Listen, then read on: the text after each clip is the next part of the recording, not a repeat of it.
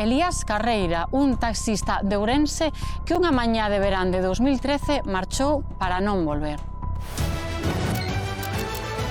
Denuncian en Ourense a desaparición do taxista Elías Carreira. Comeu o mediodía deste mércores 17 de xullo de 2013 coa súa familia e desde aquela non se sabe nada del.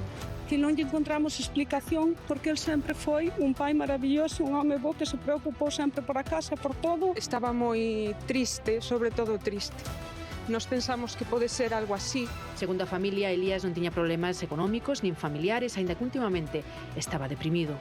Tras almorzar cas súas fillas, acudiu ata esta estación en Palme de Ourense para alugar un vehículo. Con ese coche trasladouse, segundo puido saber despois a súa familia, ata Vigo.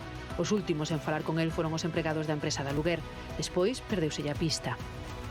A familia de Elías Carreira, o taxista de Ourense desaparecido hai case 5 meses, pide novamente axuda para atopalo. A súa familia percorreu a zona de Vigo e os seus arredores amosando a súa fotografía. A policía e a Interpol buscan ao taxista desaparecido. Os axentes continúan as investigacións por toda Europa, especialmente en Portugal. Por favor, que veña a casa ou que chame, que nos vamos a buscar donde sea.